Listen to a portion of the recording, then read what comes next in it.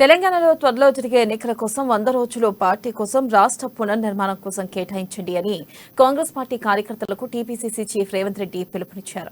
అయ్యప్ప శివమాలధారణల కాంగ్రెస్ దీక్ష తీసుకుని సోనియమ్మ మాల వేసుకుని కష్టపడాలన్నారు. ఇక కాంగ్రెస్ పార్టీని ఎదుర్కొనేందుకు బీజేపీ, బీఆర్ఎస్ రెండు పార్టీలు కలిసి కుట్రలు చేస్తున్నాయన్నారు. దేశంలో ఏ రాష్ట్రంలో లేని విధంగా తెలంగాణలో 43 లక్షల డిజిటల్ మెంబర్షిప్ చేసుకున్నామన్నారు. 90 లక్షల ఓట్లు తెచ్చుకుంటే రాష్ట్రంలో 90 సీట్లు గెలుస్తామని ధీమా వ్యక్తం చేశారు. ఇక వక్భూమిలో నాంపల్లి విజయనగర్ కాలనీలో ఎంఐఎం సభకు అనుమతి ఇచ్చి తుక్కుగూడలో కాంగ్రెస్ సభకు ఎందుకివ్వరని రేవంత్ ప్రశ్నించారు. ప్రభుత్వం కుట్రను పసిగట్టిన రైతులు స్వచ్ఛందంగా ముందుకొచ్చి విజయబేరి సభ కోసం 100 ఎకరాలు ఇచ్చారన్నారు. క్రిమినల్ కేసులు పెట్టాలి, హత్యా నేరం కింద చంద్రశేఖరరావు గారి మీద కేసులు నమోదు చేయాలి.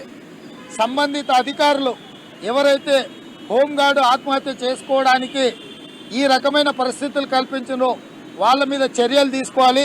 తక్షణమే విచారణ అధికారిని నియమించి ఎవరెవరైతే ఇందులో భాగస్వాములో వాళ్ళందరి మీద చర్యలు తీసుకోవాలని, అదేవిధంగా హోంగార్డు కుటుంబానికి, రవీందర్ కుటుంబానికి ఒక ప్రభుత్వం ఉద్యోగం ఇవ్వాలి అని, అదేవిధంగా కుటుంబానికి 25 లక్షల రూపాయల ఆర్థిక సహాయాన్ని రాష్ట్ర ప్రభుత్వం నుంచి అందించాలని, రవీందర్ పిల్లలు 2 ఉన్నారు కొడుకులు, వాళ్ళ చదువులు మొత్తం వాళ్ళు చదువుకున్నంత కాలం ప్రభుత్వ ఖర్చులతో ఉన్నత విద్య వరకు హోంగార్డ్ రవీందర్ పిల్లలకు చదువు చెప్పించాలని, తక్షణమే 5 నెలల నుంచి బకాయి పడ్డ హోంగార్డ్ల కేసీఆర్ కూడా నేను సూచన చేయదలుచుకున్నా. రాజకీయ విజ్ఞత ఉండాలి.